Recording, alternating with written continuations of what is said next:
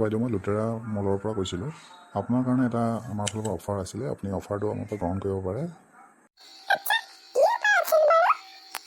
আচ্ছা, অফাৰটো এনেকুৱা আছিলে যে আপুনি যিটো মনত এটা 4 ডিজিটৰ নাম্বাৰ ভাবিব লাগে আৰু সেই ভবাৰ নাম্বাৰটোৱে আমাৰ ফালৰ পৰা আপুনি SMS হিচাপে পাব। আৰু যদি আমাৰ ফালৰ পৰা যোৱা SMSটো সেই নাম্বাৰটোৰ লগত নিমিলে তেনেহ'লে আপুনি আমাৰ ফালৰ পৰা 1 লাখ টকা ইনাম পাব। আচ্ছা, এতিয়া আপুনি যিকোনো এটা 4 ডিজিটৰ নাম্বাৰ ভাবক, যিটো আপুনি আমাক ক'ব নালাগে, আৰু আপুনি এটা চেক কৰিব, আপোনাৰ তাত এটা SMS যাব। আচ্ছা, আপুনি এতিয়া যিটো নাম্বাৰ ভাবিলে সেই নাম্বাৰটোৰ এগেইনষ্ট এটা SMS গৈছে। আপুনি আপোনাৰ নাম্বাৰ ভবাৰ নাম্বাৰৰ লগত মিলিছে নাই মিলে আপুনি এবাৰ চেক কৰক।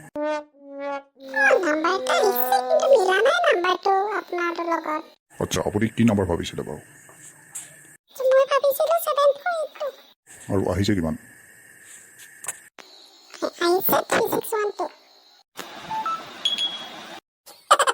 अभी कहता है जानकार बनिए सतर्क।